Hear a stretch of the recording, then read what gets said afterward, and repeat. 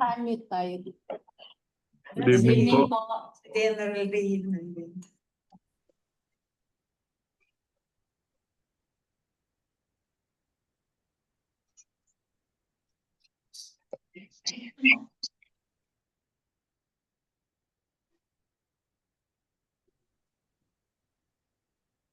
Let's wait for ano naman po, mga 7 more minutes para mapuno po tayo. Madam.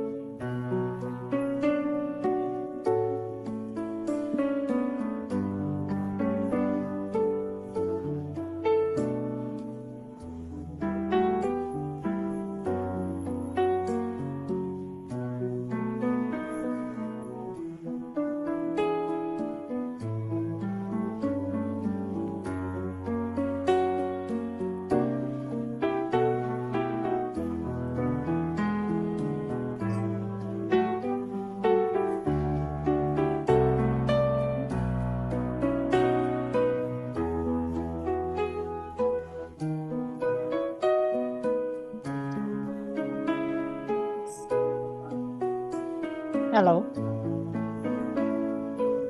Good morning.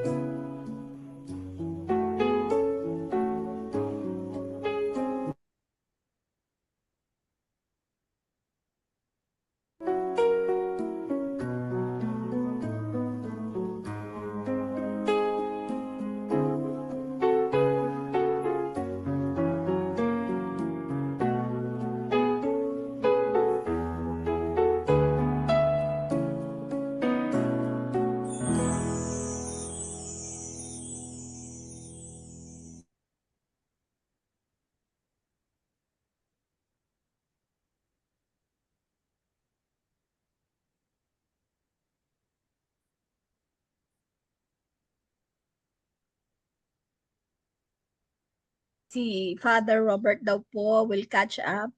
He's on his way to a funeral mass but will join us.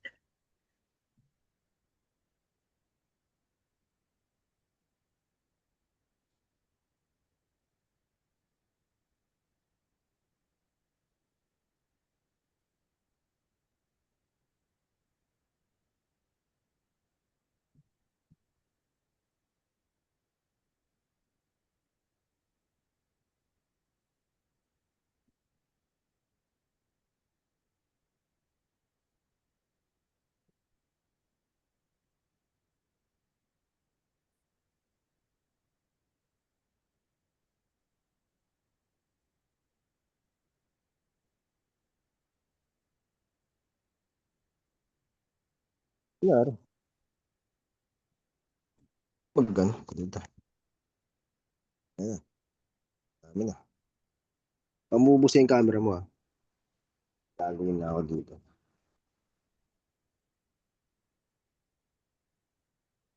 Ang dami oh.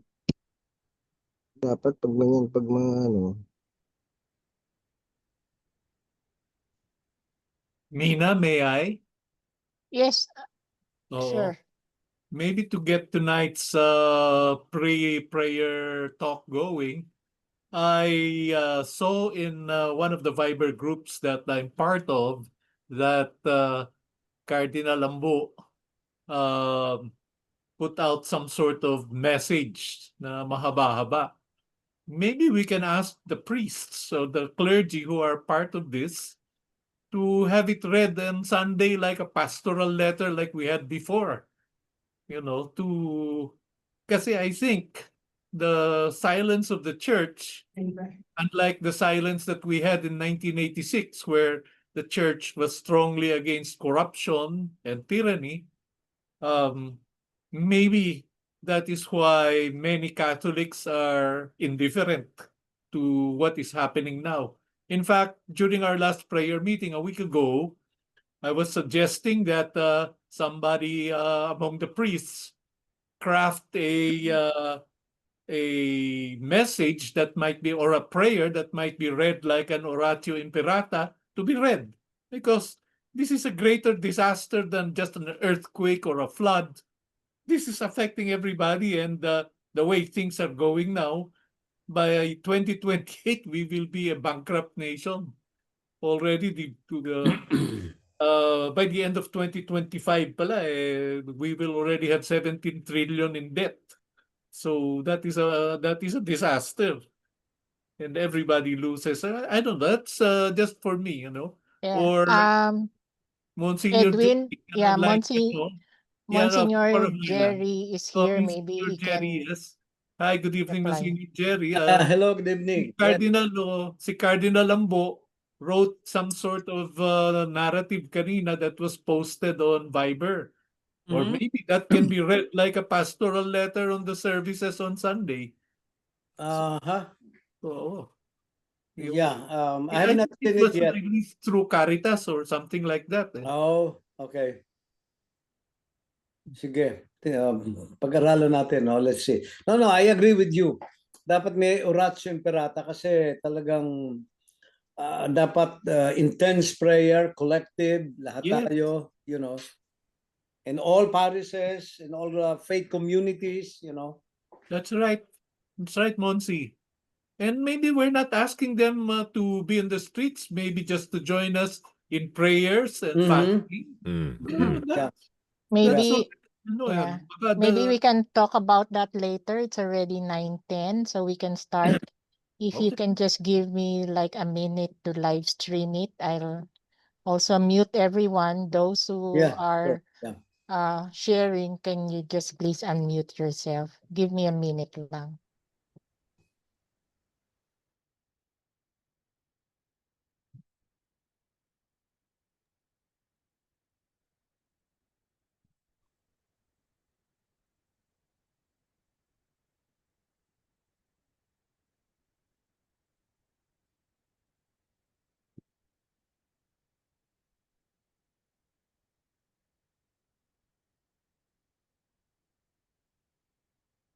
Ipagkapwa ang pagsamo at pakikisalamuha sa pangalan niya. Alang-alang sa kaniyang kadakilaan. Good morning, good evening, and good afternoon to everyone. It's our weekly prayer again. Tonight, our prayer hour will be hosted, or the Institute for Studies in Asian Church and Culture, or ISAC, will be leading our prayer for tonight. ISAC is a 47-year-old faith-based organization led by Dr. Melba Magay, which was started in response to the martial law regime. It became a faith-based research and training organization established in 1978 that has been specializing in development, missiology, and cross-cultural studies aimed at social transformation within the Asian context. So let us now start. Danica, take charge.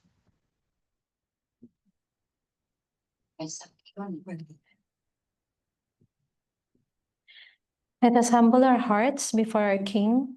We will now play the song of the Lord.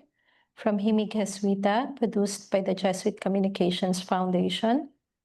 You're welcome to sing along or take a moment of silence to wait for the Holy Spirit as we prepare for this evening's prayer gathering.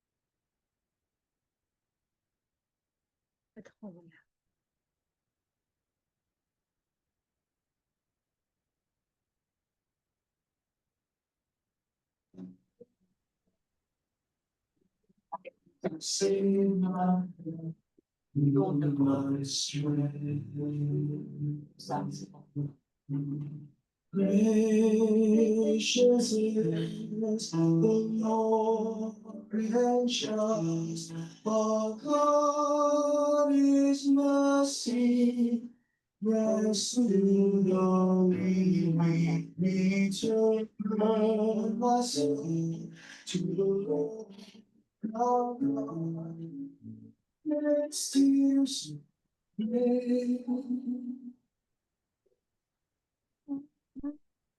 I love the Lord.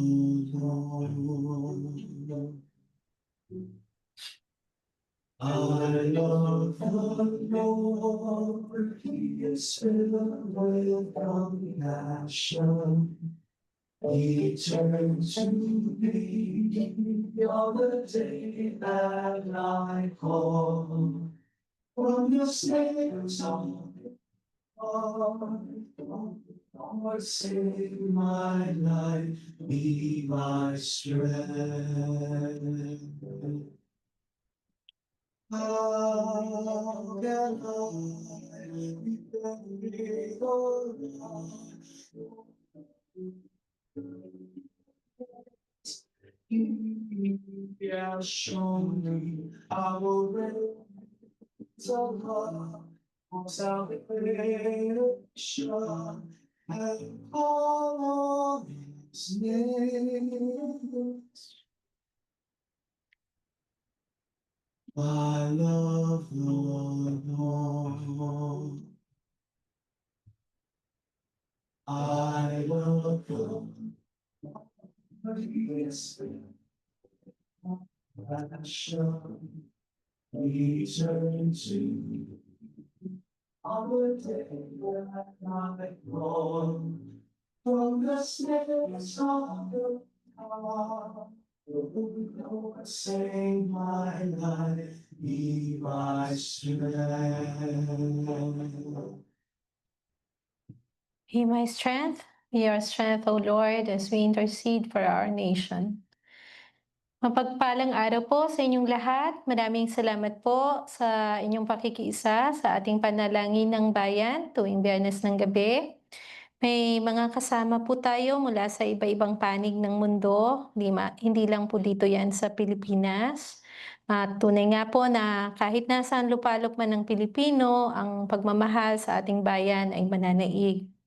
Ang sabi nga po sa salita ng Diyos sa Tagalog Contemporary Bible mula sa 2 Chronicles 7:14, at kung ang mga mamamayan ko na aking tinawag ay magpapakumbaba, mananalangin, dumulog sa akin, at tumalikod sa ginagawa nilang kasamaan, diringgin ko sila mula sa langit at patatawarin ang kanilang kasalanan at pagpapalain ko ulit, pagpapalain ng kanilang lupain.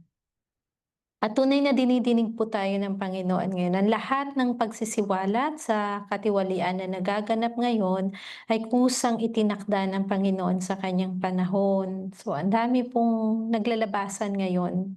At ito po ay masasabi natin natugon din ng Panginoon sa ilang linggo na rin po nating pag-aayuno.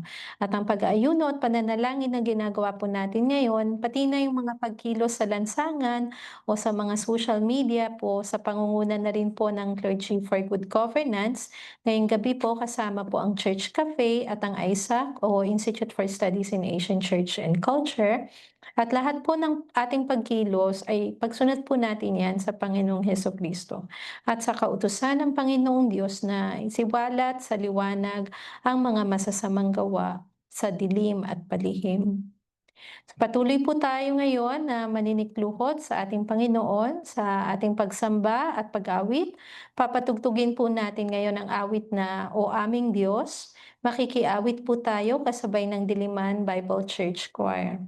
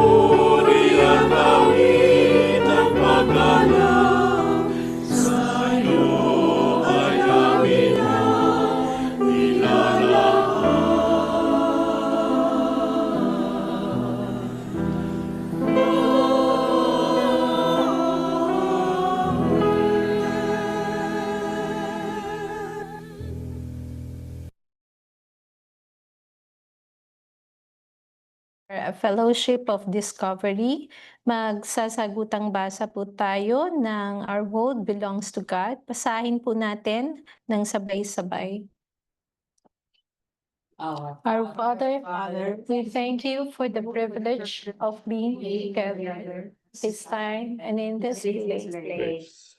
As people, we pray that your love will unite us through the fellowship of discovery.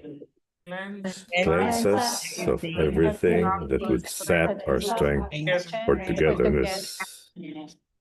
Unravel the knots in our spirits. Cleanse the error of our minds.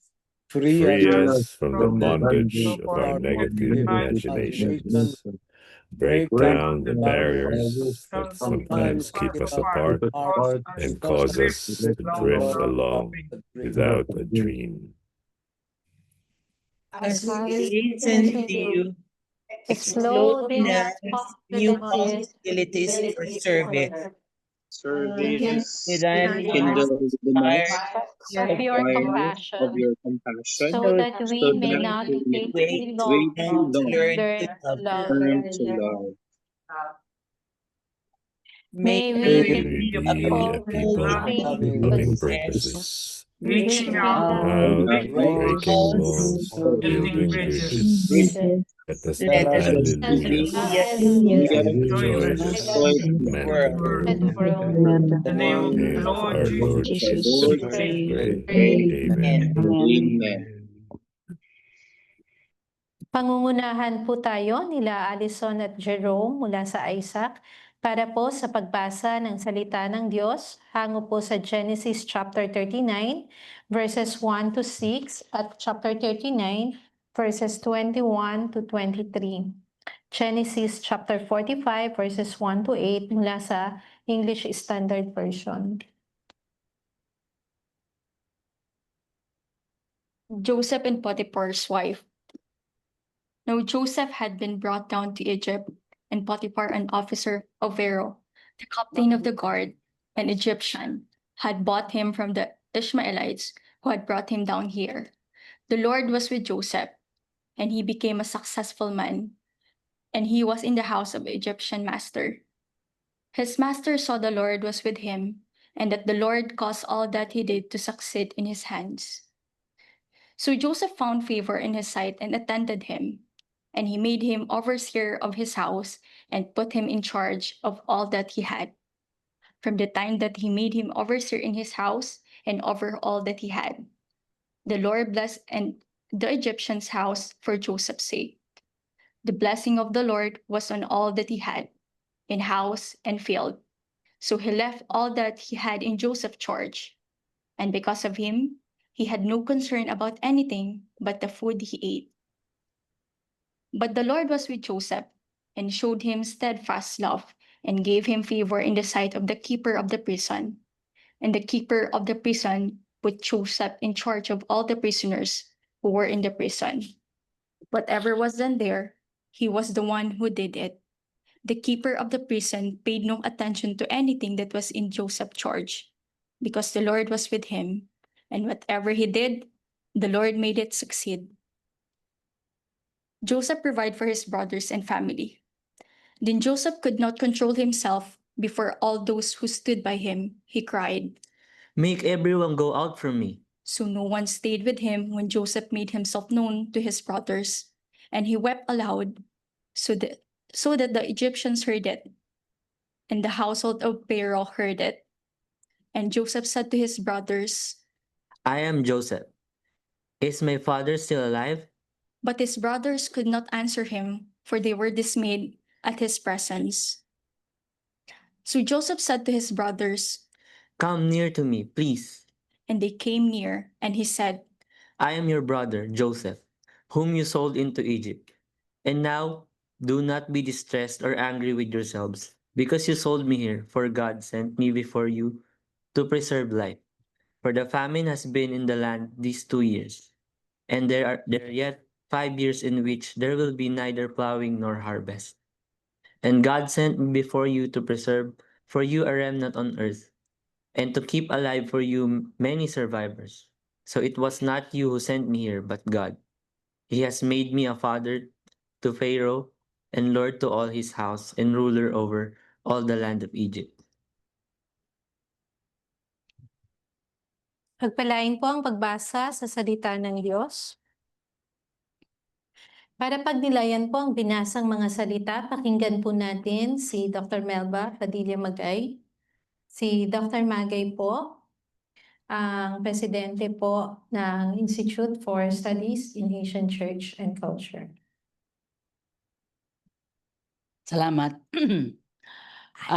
Ngayong gabi po, pag-iisipan natin yung galaw ng Diyos sa ating kasaysayan, as well as yung minsan ay yung desperation na ng ating mga kababayan. Marami po ngayon ay gigil na at galit na sa mga nangyayari. Pero at the same time, merong feeling na wala tayong magagawa. Now, yung pong mga nasa 60s and 70s na, kagaya ko and some of our friends sa Church Cafe, we have seen in our lifetime a steady decline in our institutions, yung kanilang efficacy to bring forth justice especially. Ang hindi po alam ng marami, isang enduring legacy of the Marcos regime was the collapse of our institutions.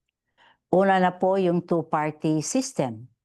Yung mga politicians now migrate to the party of whoever is in power. And then yung pong Congress is now populated ng mga political dynasties. Kumbaga na pluralize po yung autocratic rule ni Marcos. 80% of them are in Congress. Kaya hindi pasa-pasa yung tinatawag na provision sa Constitution against political dynasties. Walang enabling law. At makikita rin po natin ngayon sa ating panahon, pati na yung Senado at saka yung Supreme Court, yung mga Duterte allies have whittled down the rule of law into technicalities that effectively archived yung impeachment trial ni Sara Duterte. Kaya po, maraming mga tao ang merong sense ng powerlessness, no? Meanwhile, our people are drowning in a sea of corruption. Sabi na, no? They have been ghosted by non-existing flood control projects. At of course, massive poverty na po is driving out our people just to feed their families outside of this country. Now, globally, makikita rin po natin yung tinatawag na rise of illiberal democracies. Ang ibig pong sabihin nito, mga societies that have elected autocrats that are posing as populists. Hindi po sila nag-military coup, they were elected democratically daw because they were posing as populists. So, pero illiberal democracy ang tawag sa kanilang mga regime. And then there is the never-ending war between Israel and its Arab neighbors. Itong China bullies us in our own territorial waters.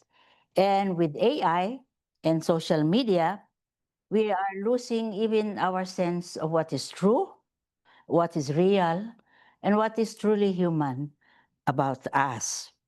At dahil po dito, marami po ngayon merong growing despair. Meron po akong maraming mga kaibigan, kahit na puro sa kaliwa, yung aming generation has begun to be gripped by despair, kahit yung mga tao na who used to have the will to fight, no? Kasi nga matatanda na tayo, mga seniors na. So feeling nila parang wala tayong magagawa, no? And the faith that tells us we shall overcome is fast getting eroded even in our own hearts. Yung evil, yung suffering that is around us tend to make us feel that really nothing can be done.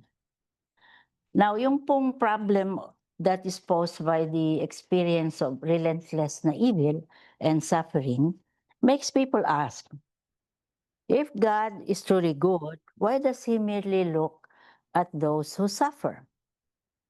If He is all-powerful, why does He not do something about unjust powers? Now, theologians call this theodicy. And historically, they have tried to make answers. Isa na po dito si Augustine. Sabi ni Augustine, meron siyang tinatawag na principle of plenitude. Sabi niya, all possible kinds of existence found within the universe, whether good or bad, come together to form a perfect good. Dito po sa tingin ko, he is trying to echo yung sinabi ni Pablo sa Romans 8. Sabi niya, we know that for those who love God, all things work together for good, for those who are called according to His purpose.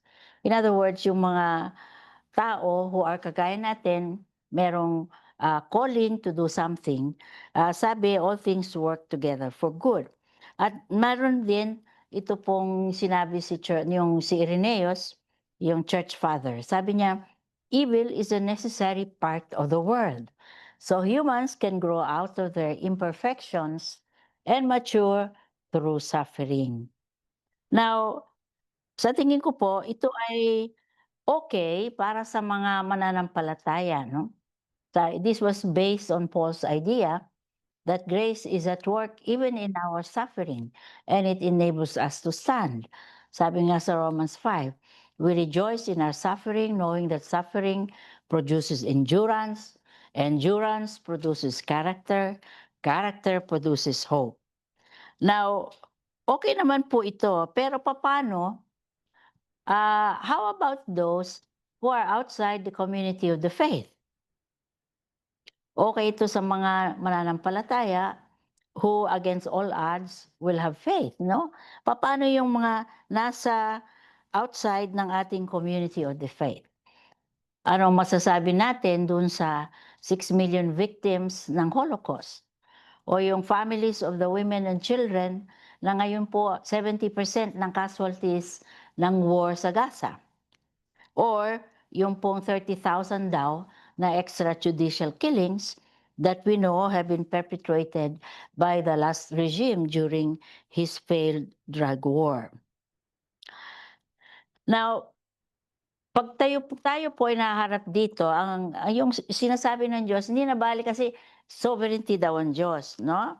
Sovereign ang Diyos. But you see, the sovereignty of God is often used as an excuse to do nothing. Sasabihin na lang, hindi na bali, pa sa Diyos na lang natin yan. No? You let God deal with it. Bahala na siya dyan. Sa tingin ko po, ito ay maling application ng sovereignty ng Diyos. Sa akin, the sovereignty of God is not just a theological concept for our psychological comfort. Ito po is an invitation to, in fact, actively engage and be part of what God is doing in the world. Paano po ito nangyayari? Now, the story of Joseph tells us that beyond our knowing, we are a part of what God is doing in the world. In other words, lahat po ginagamit kay evil o good na mga tao.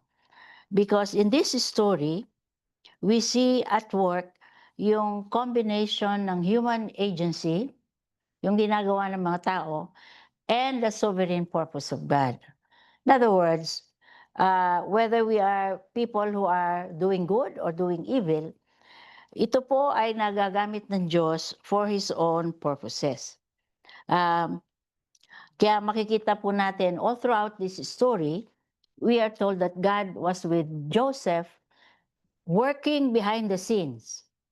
Ang marami pong pangyayari ngayon sa Pilipinas, ang feeling ko, it is God working behind the scenes. No? Kagaya kay Joseph. Sabi, the Lord was with Joseph and he became a successful man kahit mahirap yung dinaanan niya. He was conscious na it was God who made him forget all his hardship, all the pain of being separated from his father's house.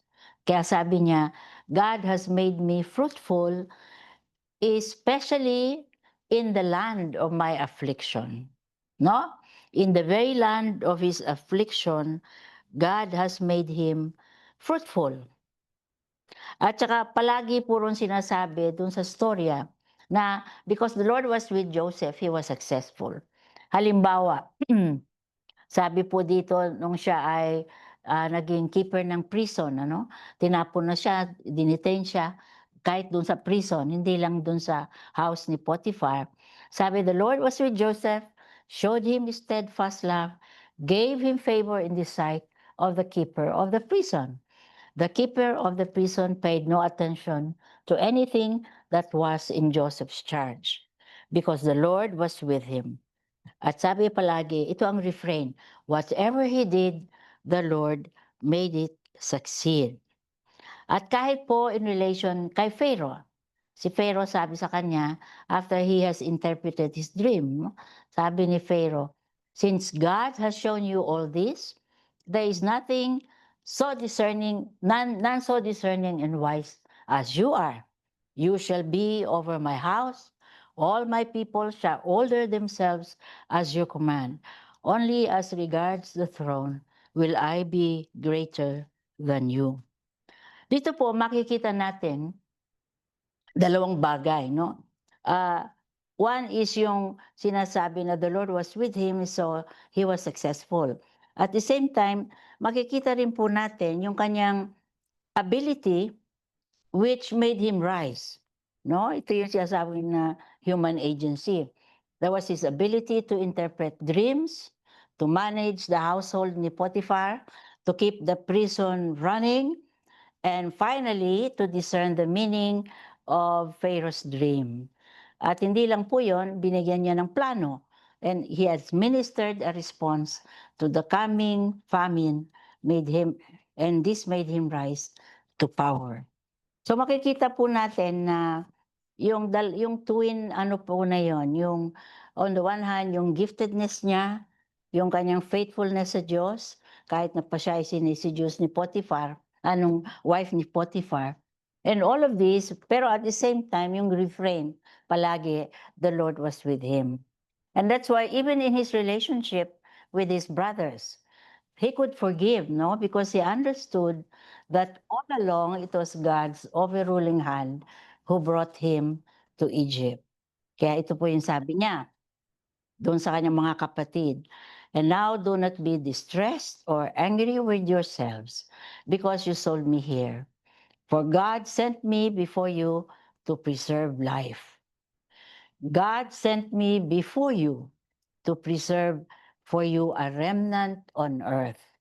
Hindi po nalipol ang lahi nila Joseph. And to keep alive for you many survivors. Hindi lamang yung Israel, kundi yung surrounding nations na kailangan mag-survive during the famine. Sabi, so it was not you who sent me here, but God. So, importante po na makita natin ito yung, kumbaga, has made si Joseph, no? Forgive talaga yung mga ginawa sa kanya. Sabi, you meant evil against me, but God meant it for good, to bring it about that many people should be kept alive as they are today. Minsan po akala natin yung mga individual suffering natin, mga personal na experiences of tribulation, ay hanggang doon na lamang. Hindi po. May ginagawa ang Diyos. Yun nga lang, it is always beyond the boundaries of our knowing. Nakikita na lang natin yan later. Now, what does all this tell us today? No? Una-una na po, sa tingin ko, yung una, yung God overrules human deeds, whether good or bad, to achieve His own purposes. Alam po niyo, minsan, akala natin, ang ginagamit lang ng Diyos ay yung good things. Hindi po. Ginagamit niya yung bad things. Ngayon po, ay nag-iisip ako nung yung disunity tsaka conflict nitong mga unitives, yung mga Marcos at yung mga Duterte allies. Sabi ko, siguro galing din sa kamay ng Diyos yan na nag-aaway-away sila at lilipulin nila ang lahi ng bawat isa. Sa tingin ko po, baka yun ay galing din sa Diyos. No? Kaya sabi nga ni Joseph, you intended to harm me, but God meant it for good. May ginagawa siya na hindi lang natin alam. No? Kahit dun sa mga masasama. Yung sovereignty ng Diyos, this has been described ng yung aming one of our co-founders, si Bill Dearness. Sabi niya, theologian siya, sabi niya, ang sovereignty ng Diyos, at yun ang differential niya sa atin, is that He is able to do whatever He sets out to do. No? In other words, pagka ito yung purpose niya, mangyayari yan. Lumiko-liko tayo kagaya ng Israel, no? Nung panahon ng 40 years in the wilderness. I mean, they could have done it in a matter of months. Hindi. Dahil disobedient sila, 40 years sila sa wilderness. Pero even then, sabi ng Diyos, ayaw ninyong maging obedient, so the whole generation of them died, at isang generation pa yung nakapasok sa promised land. In other words, God is able to do what He sets out to do, with or without our obedience, no? Yun ang ibig sabihin ng sovereignty. Unlike our efforts, no? Yung ang dami nating mga plano, no? yung NEDA gagawa ng 5-year plan. Yung Pilipinas, gagawa ng mga master plan kung ano, Philippines 2000 noon, yung mga sinasabi nila. Pero, hindi nangyayari. Sabi nga na isang novelist, the best laid plans of mice and men always go awry. Palaging merong hitches, no? May glitches. Kahit technology, may mga glitches. In other words, we are not able to really do what we set out to do. Because of course, human frailty, human sin, at yun ang diferensya ng Diyos daw sa atin. He is able to do what He sets out to do. Okay? Ngayon, this means na kailangan we discern yung hand ng Panginoon sa ating panahon. Kasi kahit naman anong gawin natin, kung hindi purpose ng Diyos, hindi plano ng Diyos, hindi mangyayari. Ito yung dapat malaman natin bilang mga social activists, Sabi nga sa Ecclesiastes, for everything there is a season, and there is a time for every matter under heaven. There is a time for birthing, there is a time for dying, there is a time for peace, there is also a time for war. Sa totoo lang po, kahit anong gawin natin na shuttle diplomacy doon sa war ng Israel at saka yung mga Arab neighbors niya, If it is a time for war, it is a time for war. Kumbaga, kailangan lang po ma-discern natin ano po yung time ngayon, ano yung panahon ngayon, ano ang ginagawa ng Diyos ngayon, nasaan ang kilos ng kanyang kamay sa ating panahon. And we move accordingly. Yung po, kailangan ma-discern ano yung ginagawa ng Diyos sa atin ngayon, minsan ang feeling ng mga tao, paano tayo nagkaganito? Noong 1960s, okay tayo, ngayon, ganito na tayo, economically, kulelat na tayo, etc. Anong nangyari sa atin? Well, I think we need to discern, una-una, anong ginagawa ng Diyos sa ating bansa, Pangatlo, yung for such a time as this, importante yung together with discerning, ma-discern din natin ano po yung mga gifts natin, ano yung training natin, so that we will know kung ano yung ating posisyon, sa tayo lulugar. Doon po sa 1 Corinthians 12, which is a great passage on gifts, Meron po rin sinasabi, to each is given the manifestation of the Spirit for the common good. In other words, lahat po tayo, yung whatever experience, whatever talent, whatever giftedness we have, ito po ay para sa common good, hindi lang para sa career. Akala natin ito ay para we advance, sa ating mga career. So, tama rin po yun. Pero, this is primarily given for the common good.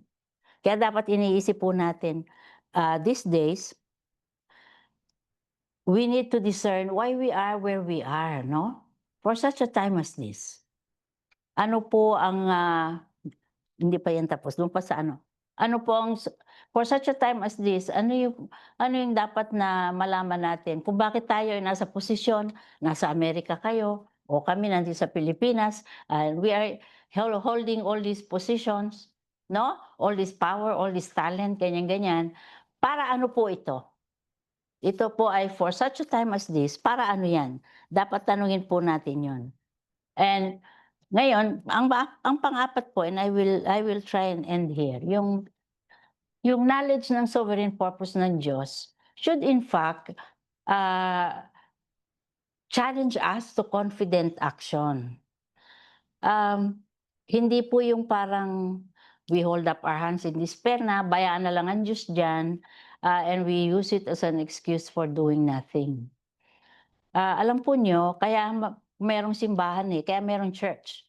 Sabi, we were saved and being recreated in Christ Jesus so that we may walk in the good work that God has prepared for us.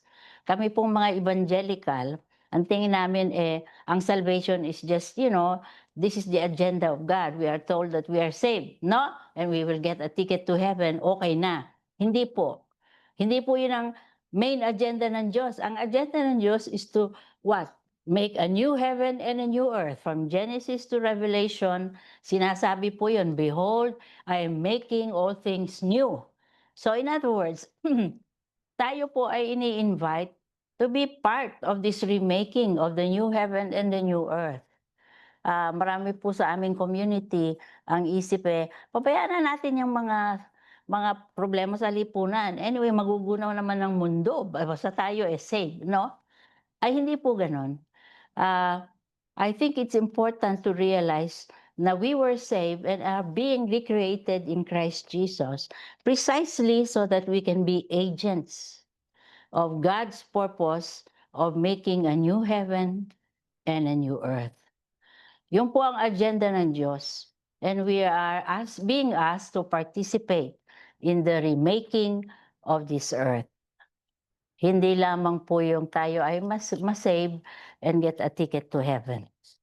So sana po we take this to heart na tayo po ay merong imbitasyon sa Diyos na kasama niya sa remaking of the new heaven and the new earth.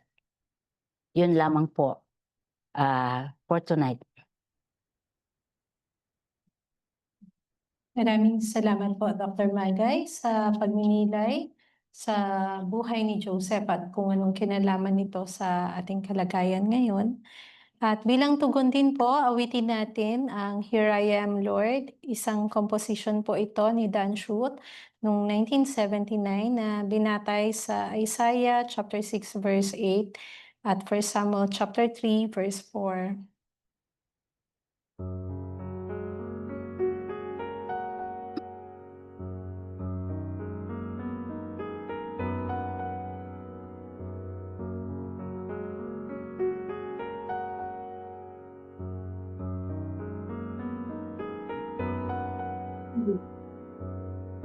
I, the Lord of sea and sky, I have heard my people cry, all who dwell in dark and sin, my hand will save. I who made the stars of night, I will make their darkness bright. I will speak my word to them. Whom shall I send?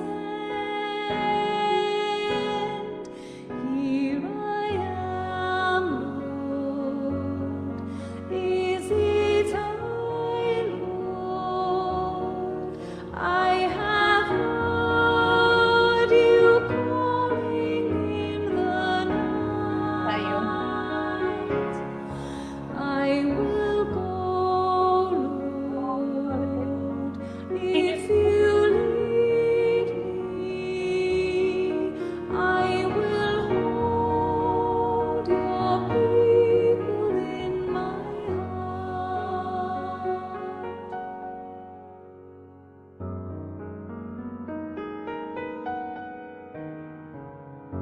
I, the Lord of snow and rain, I have borne my people's pain.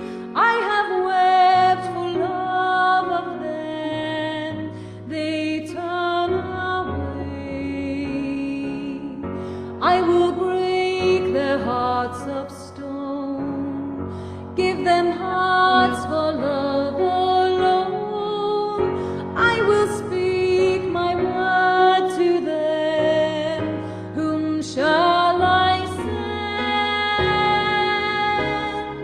Here I am, Lord.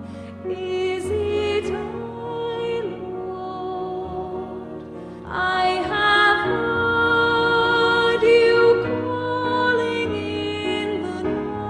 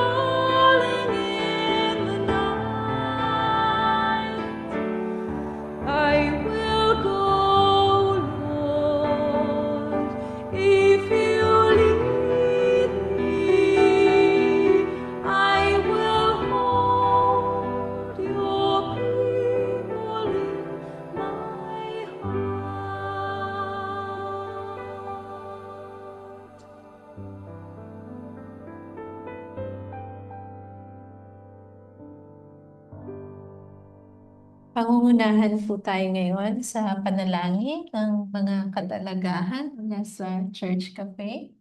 Si Ate Julie Luch po ang dudulog sa Panginoon para sa kalagayan ng pagbaha na ating nararanasan ngayon, pati na rin ang pagbaha ng korupsyon sa ating gobyerno. Si Ate Alma Miklat naman po ang hihingi ng pagsisiwalat sa korupsyon at paglalantad sa mga taong sangkot dito. At si Ate Fe Manghas naman po ang hihingi sa Panginoon na magkaroon ng pananagutan at karampatang parusa para sa mga magnanakaw sa bayan. Nalangin po tayo. Our Father in heaven, we humble ourselves before you. Look on us with compassion. Give ear to our pleadings, Lord. We are weary and oppressed. Our country is deep in the mire and mud of sinfulness and unrighteousness. Our leaders betray us, and the people, so used to systemic corruption, tolerate ungodliness in the land. Forgive us, O Lord. Father, let your Spirit lead us to repentance. Rebuke them, Father, those in the Senate and in Congress and in the offices of government who do injustice and rob the coffers of our nation. I also pray for the clergy for good governance. Sustain us, O Lord, with your power and your grace. Keep us humble and prayerful always. Apart from you, we can do nothing. We put our trust in you, O Father. Amen. Amen. Our Father, we come before you to lament the evil, the wicked in our midst, in our country of impoverished and pathetic people. For us, the scriptures in Proverbs 29:2 say, as the righteous grow powerful, people rejoice. When the wicked rule, people groan. Dear God, the people are beyond groaning. Corruption has spread its tentacles, and evil people have been riding roughshod for so many years. Panahon na pong maputol ang mga galamay ng kasamaan. At lumalapit po kami sa iyo na tuluyang maisiwalat ang mga kasamaan at ang masasamang tao na sana'y matutong magsisi at magbago at mapagbayaran ang kanilang mga kasalanan. We also pray, Lord, for the righteous to grow more powerful for our people's sake. This we ask in the name of the Father, the Son, and the Holy Spirit. Amen. Amen. Amen.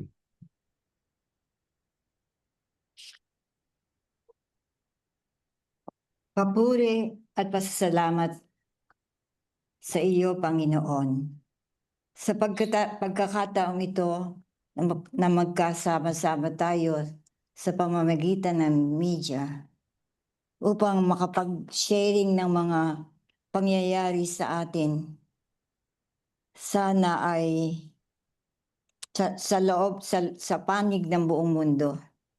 Dalangin namin na sa kabila nito, sa tulong ng grasya mo, ang lahat ng mga pangyayari at ginagawa natin ay magdulot ng katuparan at tagumpay sa ating mga hinahangad na kapayapaan at pag-unlad sa minamahal nating bayan.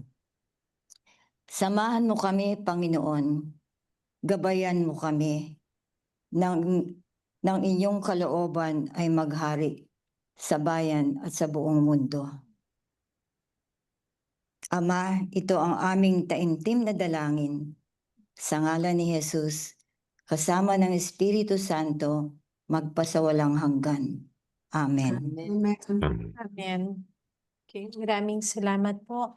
Ngayon naman po, isang bukas na liha para kay Mayor Joy Belmonte ang babasahin ni Kuya Sam Ferrer ng Church Cafe. Naanyayan ko po si Kuya Sam. Magandang gabi po sa kanilang lahat. Ito pong sulat po ito ay sulat ng isang concerned citizen at naka-address po ito kay Mayor Belmonte.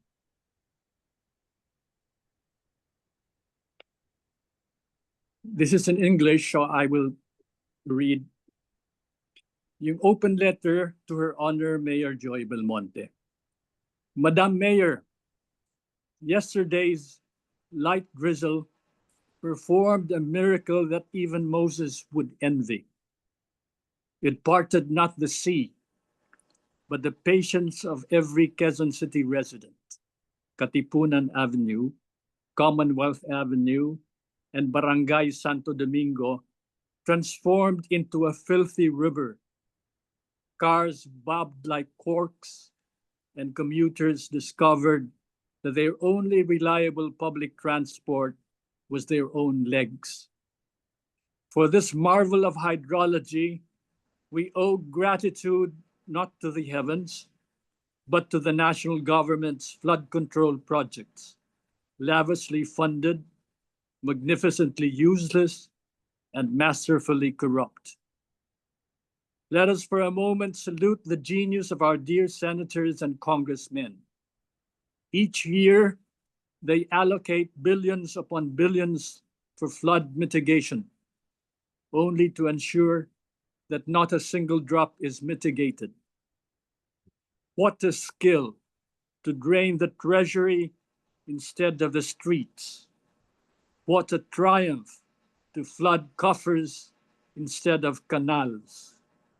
If medals were awarded for betrayal of public trust, the halls of Congress would glitter more than the Olympic podium. And the contractors, oh, those darlings of disaster. Their drainage projects are works of art, pipes that reject water, culverts that prefer collapse, canals that flow only with bribes. They should be canonized not as engineers, but as saints of substandard delivery.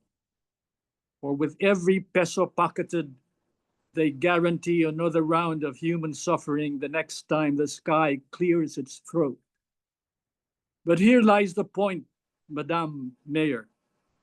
Though these miscreants are creatures of the national government, it is your citizens who are drowning. It is your people who risk leptospirosis, electrocution, and death because of this infrastructure. To shrug and say it is not ours would be to abdicate the very essence of local leadership. Therefore, I implore you, file cases, take the battle to court, sue the contractors for endangering lives, and shame the legislators who approved their poisoned budgets. Show Quezon City that its mayor will not simply hand out relief packs after the flood, but justice before the next one. I would suggest hang every one of them from Quezon Monument, for if nothing is done, Quezon City shall remain the nation's largest aquarium, its citizens condemned to swim through every rainy season, while their so-called representatives in Congress paddle merrily in their pools of pork. Madam, the time has come. Drain the swamp, not the metaphorical one in politics, but the literal one now engulfing your city. Yours in noble outrage, for your citizens tired of swimming. End of the letter.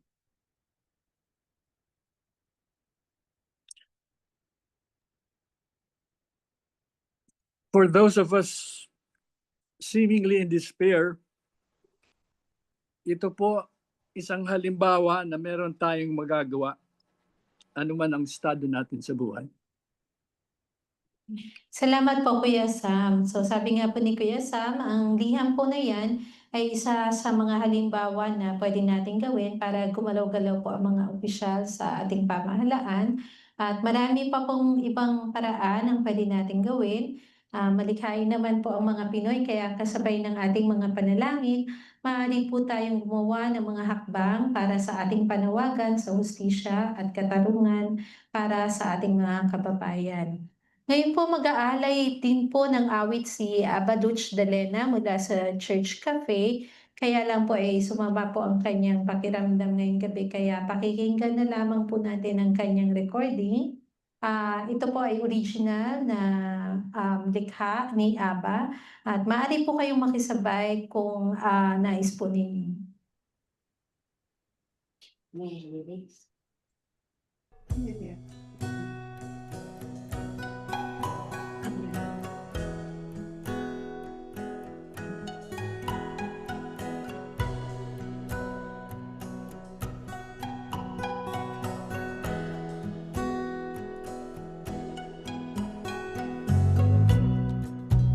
Ikaw ang tunay na mamahalin, bayan ko, Pilipinas. Karapat-dapat kang ipaglaban, perlas ng silanganan. Wag na wag tayong susuko, bayan nating api dapat lamang bangon muli, maban muli.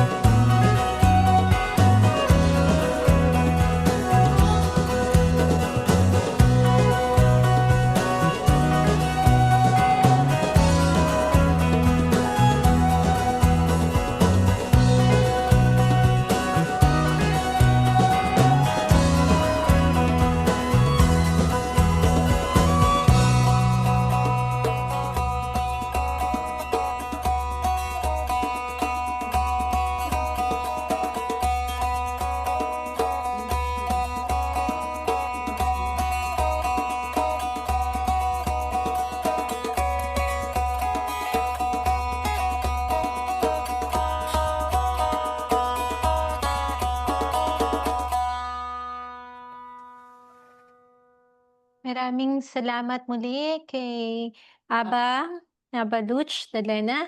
Para po sa ating Song of Commitment, sabayan po natin si Gary Granada sa pag-awit ng kanyang kantang Misyon. Si Gary Granada po ay dati ring staff ng ISAC at ang ISAC po ay may pahintulot sa paggamit ng kanyang mga nilikhang kanta.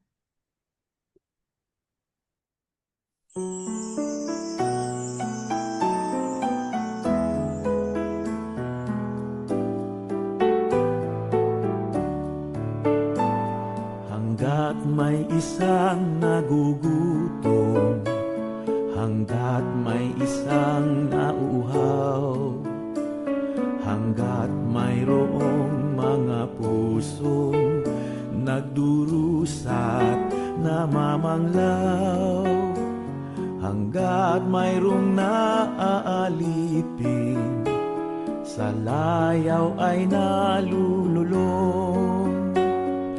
Tayo ay mayroong gawain, tayo ay mayroong misyon. Hanggat may isang naulila, hanggat may isang nakapiit, may kapansan at napinsala, naging balot, nagkasakit, hanggat may isip at damdamin, naghahagilap ng tugon. Tayo ay mayroong gawain, tayo ay mayroong misyon.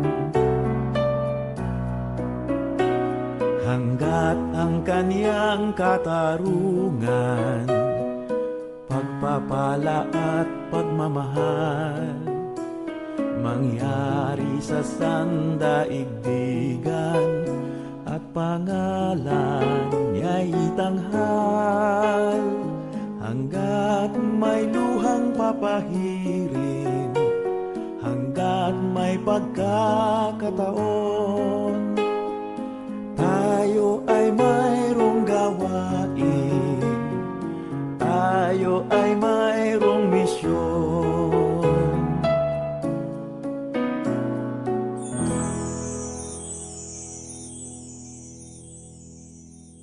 At para po sa ating pagtatapos, sabay-sabay po tayong manalangin ng community prayer natin.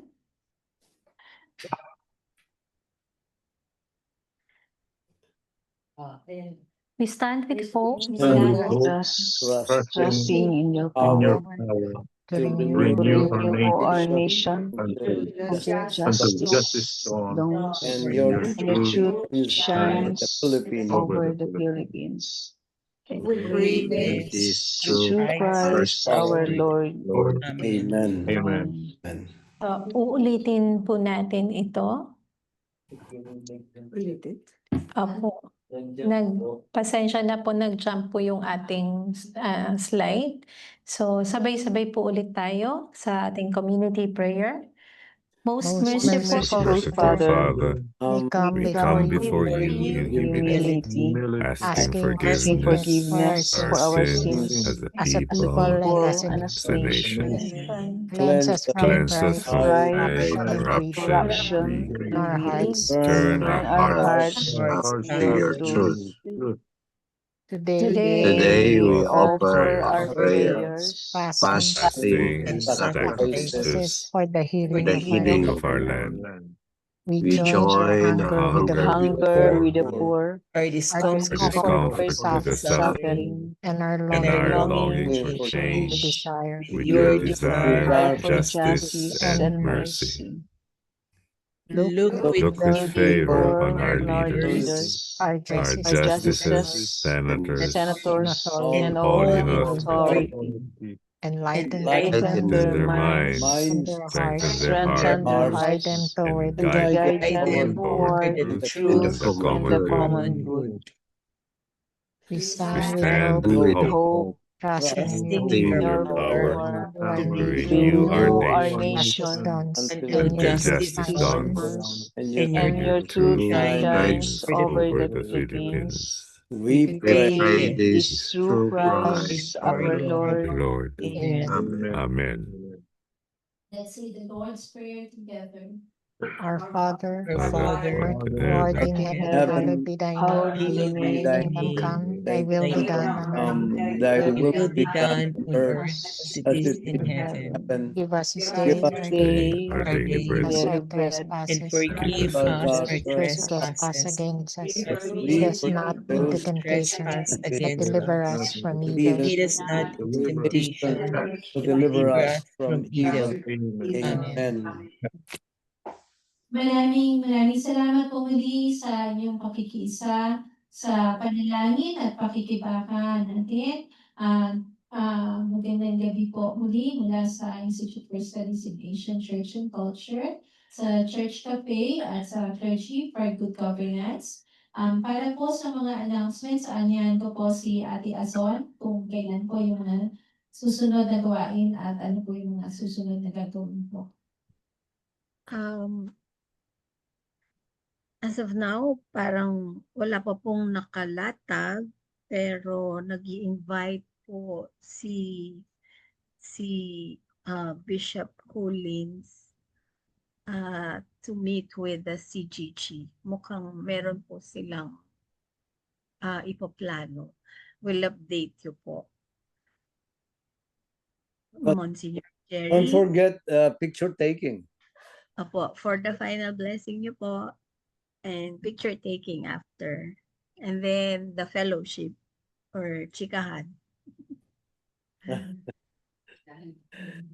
Okay. May Almighty God, the Father of our Lord Jesus Christ, who has called us out of darkness into his marvelous light, bless you and keep you. May his face shine upon you and be gracious to you. May he lift up his countenance upon you and give you peace. Amen. Amen. Maraming salamat po. Picture taking lang daw po muna tayo. At Yeah. kung makakabukas po ng camera yung ibang mga kasama. At ito po ay magiging bahagi ng kasaysayan ng ating pagkilos sa bayan. Good. Greet one another. Hi. Hello. Thank you. Good evening. Okay? Nice to see you. Ito po yung pagbuka. Okay, 1, 2, 3, smile. Okay. And one more. 1, 2, 3, smile. Good. Okay. Yan. Maraming salamat po muli. Ang tabayanan po ang pages ng Isaac, Isip-Isaac at ng Clergy for Good Governance para po sa mga announcements. Pagpalain po kayo. Thank you po. Thank you. Thank you. Maraming salamat po. Okay. Thank you for God leading the bless. prayer tonight. Thank you po. Good night. Bye. Meron pa pong I-announce, ano daw po, mag-iimbita daw po kami, may palabas kami bukas para dun sa mga dito pa. So, yan. Kung gusto niyo pong manood ng isang playback theater na performance, Hugot, Gusot, Ginhawa, gaganapin po ito sa bagong teatro ng College of Arts and Letters sa UP Diliman, dun po sa tanghalang Ignacio B. Jimenez.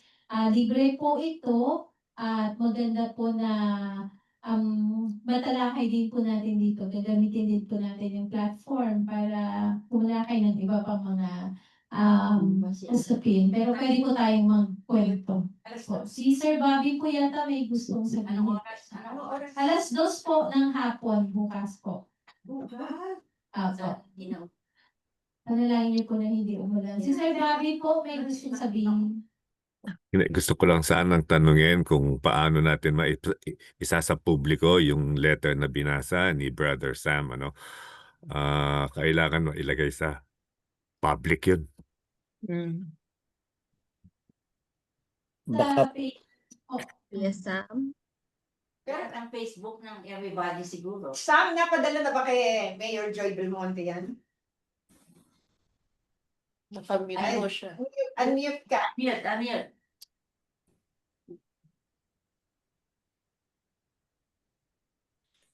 Or anyone has connection with like Philippine Daily Inquirer, baka pwedeng Yeah, we can disseminate. It was so well. Napakaganda nung Yes, yes, satire. beautiful. Napakaganda nung satire, no? It's Yeah. it's really a Mhm. marvelous literary masterpiece, no? So Yes. ipadala natin sa lahat ng kwan at saka sa social media, ikalat natin sa social media yan. Sige, hintayin po namin. We can make it available to everybody. Dito po sa ating group chat pwede rin, and then At saka sa yeah. Yes. Good. We had a good attendance tonight, huh? The highest was like 45. Yes po, kanina 45. Yeah. Gawin natin next time around more, no? Sorry, hindi po. Well, may boses na po ako. Yes, Yes. yes. Ah, Yes, Sam. okay. Ang siguro maganda po yung suggestion na kailangan maikalat po ito na lalo na kung halimbawa maging parang template para kung sino man yung gustong sumulat para sa lahat ng mayors na o yung lahat ng kinauukulan. Parang it would be a good parang mapapakinabangan natin. Of course, Yep. syempre depende kung ano yung mga sitwasyon po nila yan. Mhm. Pero magiging parang template lang po nila. Template, correct. But even with this alone siguro napakaganda na rin siguro sulat na maipakalat na natin sa lahat. Yes. Right, yes. right. Yes. Immediately. Salamat po Ginoong Bobby. Salamat din po. Salamat din po. Teka, nakarating ba kay... Yes po. Anyway, Sam, ang tanong nila is napadala ba yan kay Joy? Kasi ang balita po natin parang nagpuputok raw yung butsi raw ni Joy At mukhang galit na galit Pero gusto rin natin pa rin talagang malaman kung ano talaga yung positibong action talaga na gagawin nila. But I think we need to follow this up and then find out kung ano Right. talaga yung siguro actions taken. lahat ng mga Facebook natin, lahat ng mga outlets natin individually, pwedeng pakibigyan kami, Sam, ng kopya, lahat kami. Yeah. Opo. Ano yan. And then we will try to have it sent sa sa Rappler at saka sa Inquirer. Correct. Pero all of us can disseminate that sa mga Facebook natin. Opo. Yeah. Opo. Meron lang din kung challenge sa atin doon sa chat natin kung paano daw po paparaming katulad ni Mayor Vico Soto. Galing kay Amanda Bueno. Si Amanda po ay nasa Amerika din, ha? Nasa chat po. Sa chat. Baka po initially maganda siguro kasi maganda siguro ma-address natin kasi mabigyan natin talaga ng material for action yung mga lalo yung youth. So kung yung lahat ng colleges and universities kahit na yung mga kanilang presidente, for instance, student council at saka yung editor nila, if we can send this to all of them and then find out kung ano yung how they can help us na disseminate ito, or at least siguro maging to tickle their mga bright ideas kung paano pa tayo. Imagination, yeah. Good. Okay po. Yeah. Pero magandang suggestion na yan, Sam, na we encourage everyone, sulatan yung mga mayor nila. Isulatan yung mga mayor nila na ganun, para... Correct. At saka gusto natin malaman kung anong response nila. Probably siguro makakuha tayo ng response, positive response sa kanila. And then, pwede natin i-disseminate ulit. Ito yung response ni Mayor. O kung hindi man, si Mayor natutulog. Mhm. Actually, Sam, kung maibibigay mo sa secretariat nitong ating grupo ngayon at maikalat na, I mean, as soon as we even adjourn this meeting, no? Sige po. Maikalat ka agad kasi time is of the essence, no? For example, kung matatanggap ko po ngayon yan, mamaya po may meeting kami, yung GTAN, ano, yung Good. Global Transparency, and may meeting kami. Babasahin ko po yan at sasabihin ko dun sa mga mag-a-attend mamaya ng Disseminate GTAN. there. Ikalat yan, ikalat. Correct. It has to be disseminated ASAP. Sige po. Can I get your Viber number po? Kasi Viber Okay. yung medyo ko. Sam, Okay. Kuya Sam, meron chat Opo. group ang Ayuno Dasal. 908 po. 908 337 337 5906. 5906. Ulitin ko pa. Opo. Ano to? 908 0908 Hindi, kwan po yan sa United States po yan. Ano? So US po ito. That's my cell number. Okay. Okay, so 908 337 5906. Opo. Tama. Yes. Sige. Ano po yan? May +1? Yes, I think from the Yeah, Philippines. from the you have to put Philippines. one. Positive, may Yeah, +1. Sam, if you can send it to us also, we can forward it to. Opo. Yes. Yes, Ma'am Nina. At saka kay Kwan na rin. Kay Kuya Doc Kasan. sa ano, Kay Doc. chat group, oo, ADS. Sige po. Pakita mo. Okay, napansin ko po tonight, parang meron na tayong a number of young people with us. Yes. That's a good sign. Yes. Let's see to it that we will have more in the days to come. Good. So, nakakatuwa po ito. Tuloy-tuloy tayo. We are able to sustain, no? Opo, Monsi, hello po. Yes, Maris. Opo, well appreciated ko po yung well appreciated ko po yung music.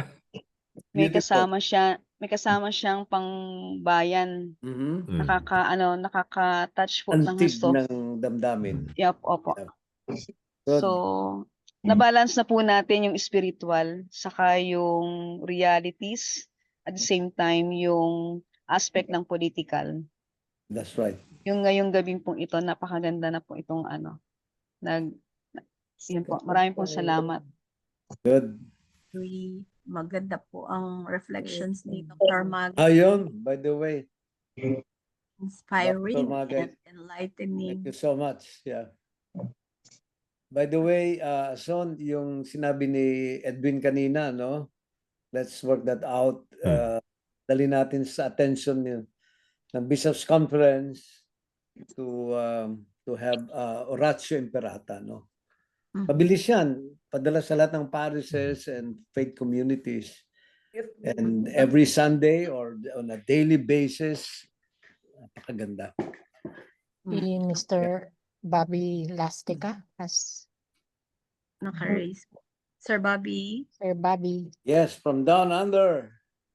Good morning sa inyo lahat. Yes. And sorry. Kasi midnight na rito.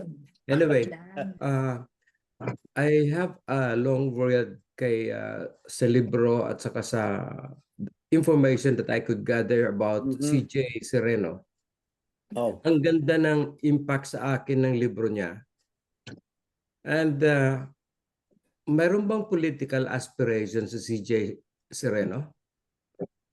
Because yung libro niya would be a very good foundation for a Christian Democrat Party.